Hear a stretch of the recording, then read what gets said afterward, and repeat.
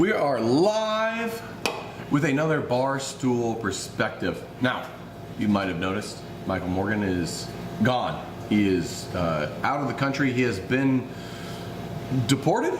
Yes, by me. Emily has deported him, and in his stead, Emily Mers, extraordinaire. A polymath, whiz kid. I don't even know how. How would you describe yourself, Emily? How would you describe? Feral, unhinged, redhead. We didn't pick a homeless person up the street to find Emily. Emily is qualified. How about you give us your qualifications, Emily? I mean, she sits here drinking 151 straight, neat. So, you know. It's not that bad. What do we know? I have a house, an apartment. It's good. That's your qualification? That's it. I live indoors. I have an apartment and a rabbit. That's all you need to know. Okay, well, that's good. If you've never been to Urban Artifact in Cincinnati, Ohio, which is where we broadcast out of, Emily can be found behind the bar occasionally on Saturdays or on the other side of the bar. Most days. With 151. Throughout. No, I'm the regional sales rep. I'm qualified. Yes. Julia, Nathan, Noam, it's good to see you guys. Thank you for showing up. Oh, hi Noam. So, I don't know, Dan, has it been long enough? We good? Producer Dan is not paying attention. He's making posts on Facebook. So let's just dive into it. The federal report on drinking has officially been withdrawn, and the new U.S. dietary guidelines update will revert back to the pre-Biden era of recommending a moderate amount of drinking as healthy. Emily, do you suspect any foul play? Lots of foul play. Also, I would love to be a moderate drinker. It will never happen. Cheers to that.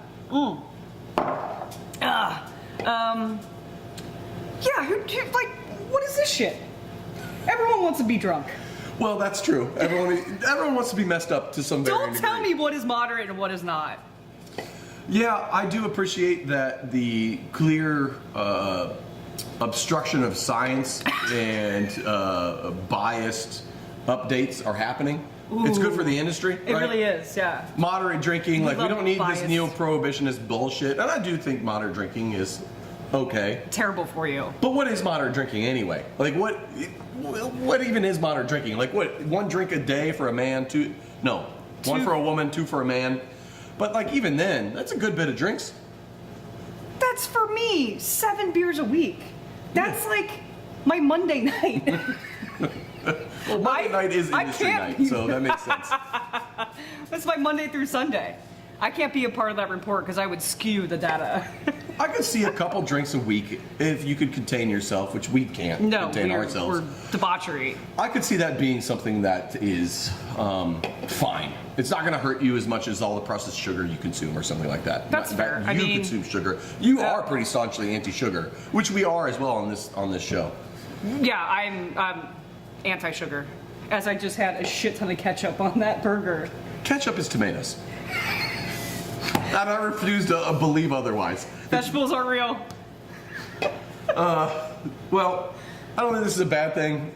I don't think it's a good thing. I think it's indicative of the money that can be had in politics and science. But aside from that, it's good for our industry. I think it's great. Yeah. All right. Emily. Yes. You work sales. I do. Alcohol sales specifically. Who's drinking?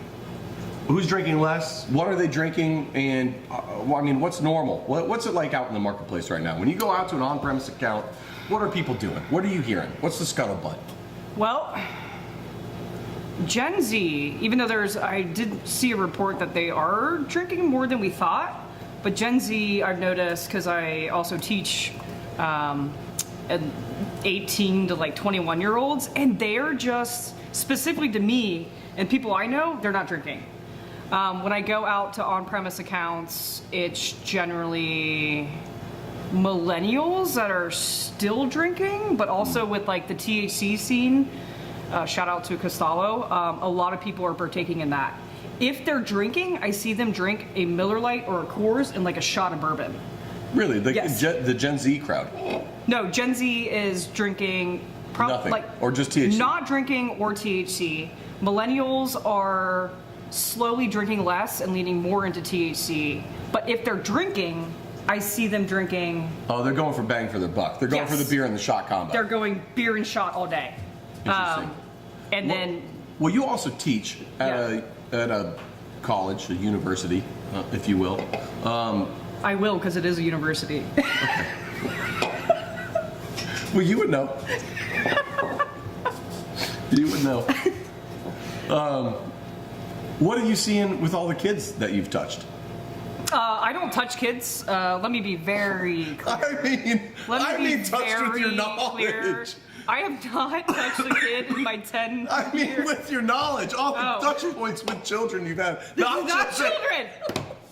All the touch points you've had with adult students at a university. What are like all 3,000 kids that you've... Yes. Adult students that you've seen in a professional manner. Thank you. Yes. God. All the we people got there. We got there. All the people, all the 3,000 people you have educated. Yes. Are they also not drinking? Like, this is across the board. So you're seeing it in accounts you're going to as a sales rep, but also as a professor. Yes. You're not seeing it from kids. I literally will ask students, like, they'll say, it's my 21st birthday, and I'll make a joke, which I shouldn't. I'll be like, oh, for my 21st birthday, I took 21 shots. I really did. And then I puked on a table. It splattered all over my friends. It was great. Anyway, and they're like, I have never drank in my life. I don't plan to drink. I would never do 21 shots. So it's also a, Catholic school. I don't know. But yeah. Catholics like to drink, I thought. Is that the joke? Yes. So that's just my small case study, just from what I'm seeing with my students, that they're just not drinking. Interesting. Yeah. Is it because they broke? Or do they just not like going out and socializing? They don't go out. They just don't go out. They don't party. They don't go out. Like, I remember high school, boring. college, even grad school, always out. And no, they don't go out. I don't like going out, but I also like going out. But like, I gotta have the balance of each. I can't do it, especially at this age. I can't do it every weekend. No. I gotta have my recharge time as well. No, but I get that. Yeah. To just not go out at all, like, my goodness. I don't get it. I like to party. And also then to recharge my batteries, I like to go home and continue the party by myself. But man, it's very... introverts are feasting right now. They're thriving off of this. Yes. Extroverts like myself are like, oh my God. Man, Gen Z extroverts have never had it worse. Godspeed, you fools. Huh. Well, does it feel normal to you, or does it feel like, is this like a blip? Is it normal? Does it feel cyclical? Because like the data shows that we're just hitting a low point. Like all through drinking history in the U.S. since 1939, it's always been up and down. We've hit periods of like up to 80% of Americans drink, and as low as in the 50s drink, which is where we're tailing into it in the 50s. Yeah. But like, do you think it's going to keep going? Do you think we're going to level out? Do you think it's normal? Do you think it's just a one-off? Like, what's your overall sentiment for the future of the industry? I think it will level out, but honestly, I can't see another uptick. I genuinely can't. Not with this generation. Not with that generation, and especially now with like THC products and other, NAs and whatnot. I don't see the Gen Z's specifically beer. Gen Z's cooked on alcohol, basically, is what you're saying. Like it's done. Yeah, if they didn't even start.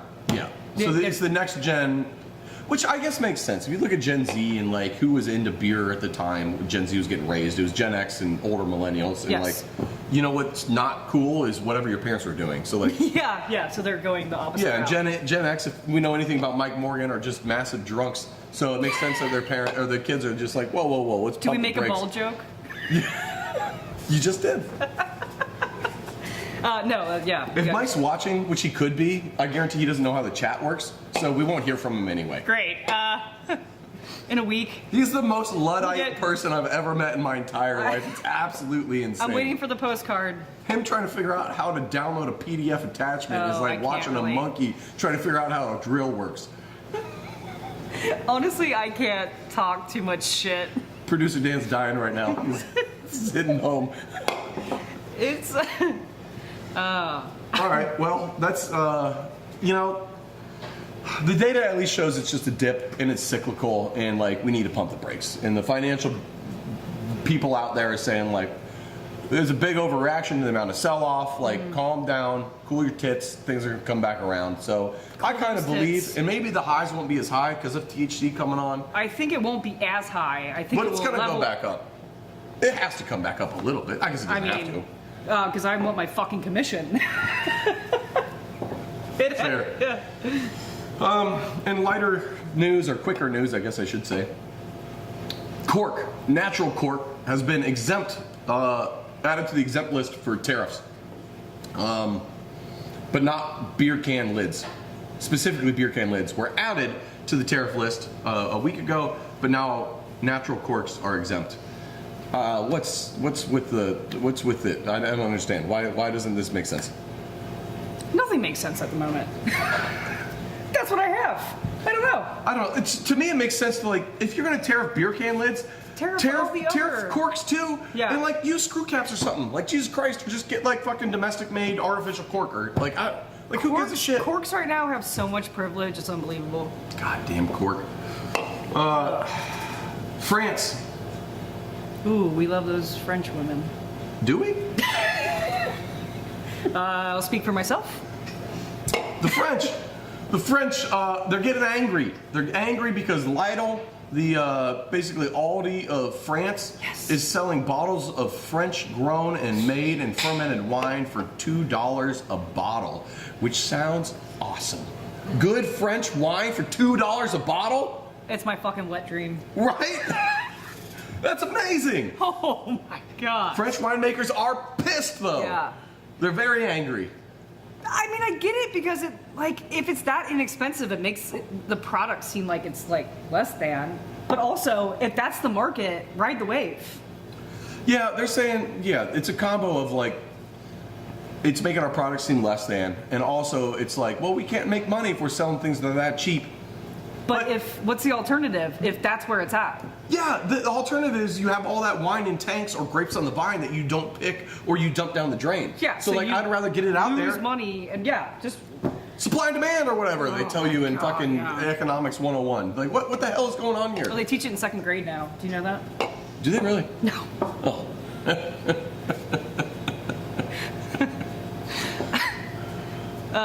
Yeah, I don't get it. I'm in favor of cheap French wine. I would love cheap French wine over here, but tariffs aren't going to make that happen either. No. So I guess we need to just fly to France. What's your schedule look like next week? I'm pretty open. Mark, I'll cancel my Lexington trip. Well, wait, Lexington, France. I don't know. I might keep Lexington. All right, Gen Z. Again. At it again.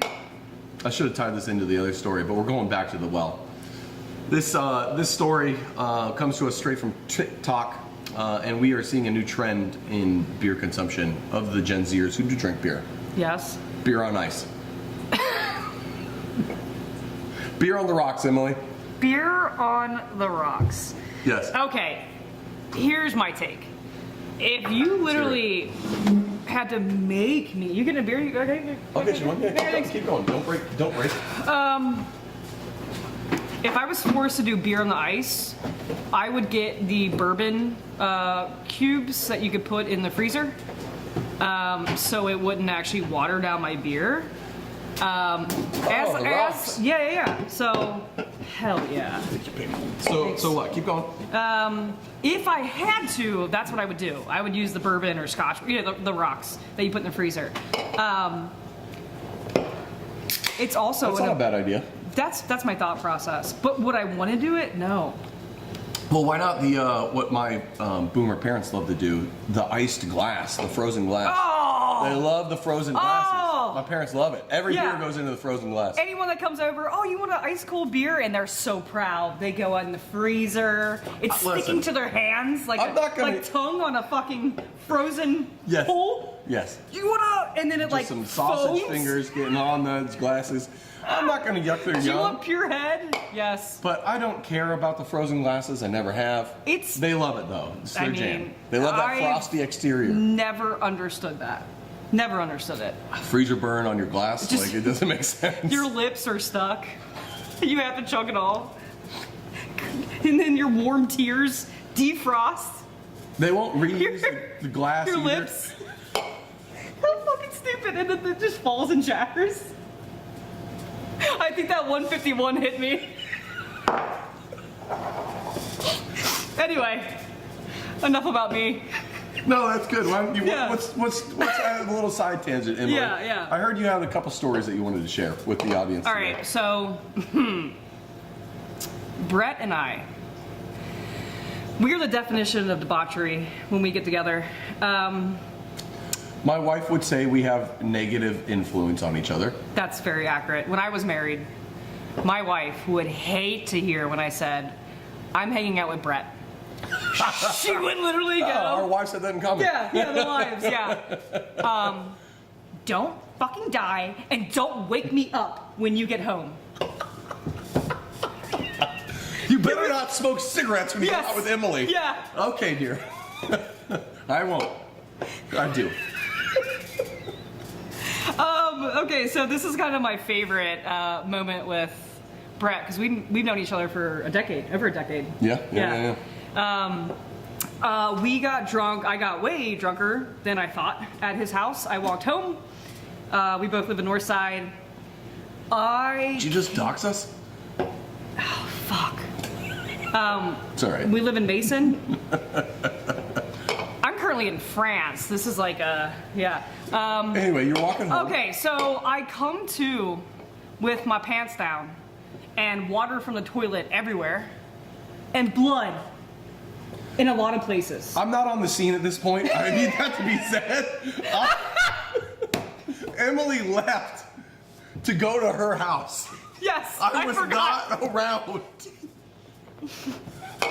Jesus Christ. Okay, I'm bad with context. So yes, I walk home. I come to with blood everywhere, porcelain shattered. What happened was, I must have tripped. I don't remember, and I shattered my toilet, like the back, which is pure porcelain. Yeah. And then It's all ceramic, yeah. Yes, and I had to call Brett.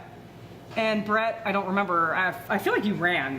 Time was kind of confusing to me. Emily, let's back up a hair here. So yeah. Emily and I were hanging out at the fire. We were having some bourbon. Yeah. Before we know it, you're a little too intoxicated. Yes. So I walked you home. I walked you up your steps. I put you in your living room. And I said, didn't know you walked me home. yes, I walked you home. And I said, your bed's He's a over there. gentleman. You should go to bed. And you go, no, I'm good. I said, okay. And I left. And I left you in your family room. And then I was walking home. I was a block from your place. And I get didn't a know frantic this. call. Brett, my bathroom's flooding. And I come back over.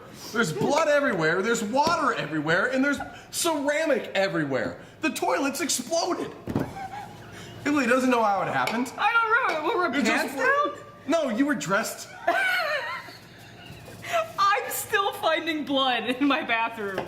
Okay, but he's such a great friend. So I turned off the water at the wall, cleaned up a little bit of the mess so you wouldn't step on anything and destroy yourself, and said, get the fuck to bed, and I went home. Oh my god. You're a great And then we friend. fixed the toilet like a day later. And then because you're such a great friend. No. He put in a new I toilet put you in for a bad me. spot in the first place is the problem. No, I'm an adult. No. You know what happened? I had beer on ice that night. Way to bring it around. That's good. Yeah. See, and that's what happens when you drink beer on ice. Listen to Emily. Yes, see? Don't drink beer on ice. Don't. That's not the story I thought you were going to go with, but I have a lot of That's okay. stories. Anyway, go on.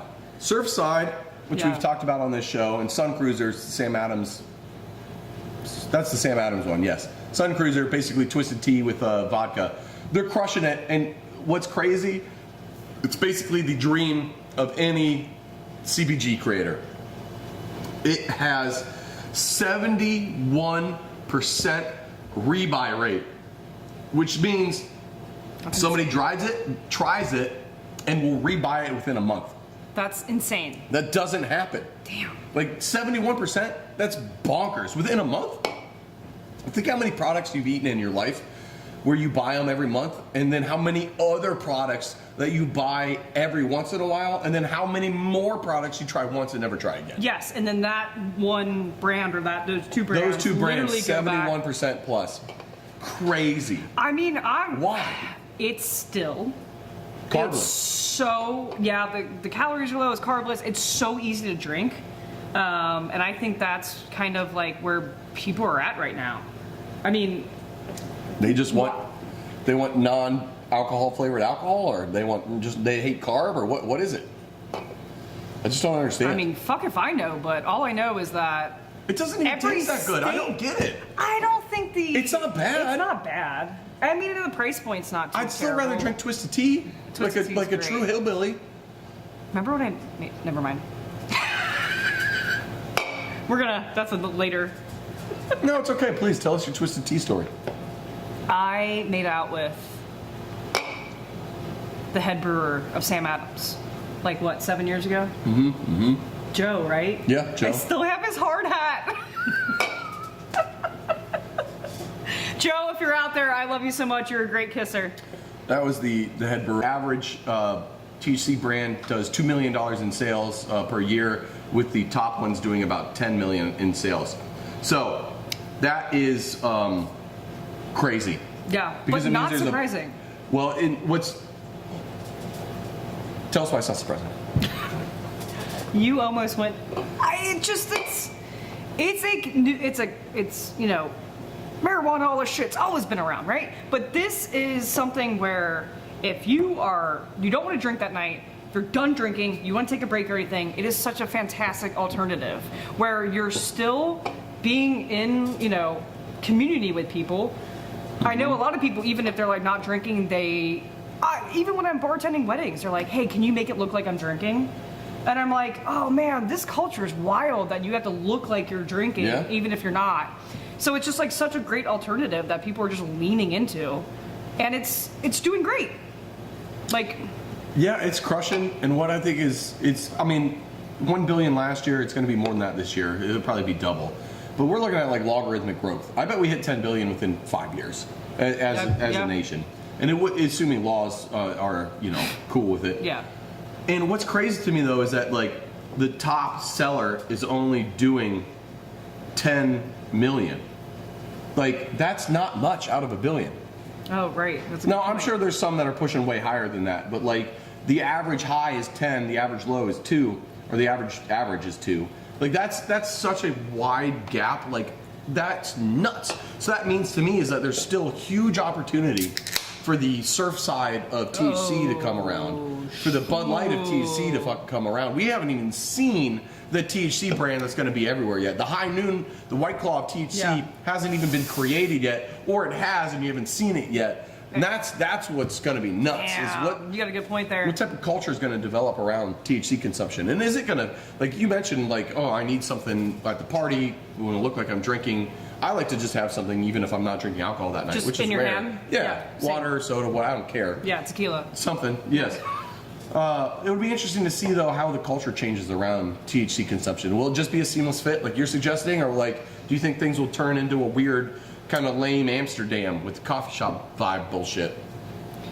Ooh, I think the more that the big dogs get into THC, the greater it is for us and like local brands, because they'll become more normalized.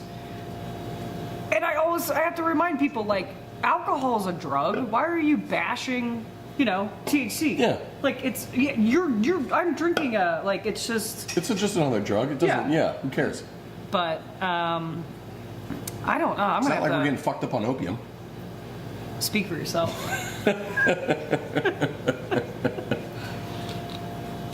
Gnome says that you told a crowd of people that his wife was pregnant before they even told their parents.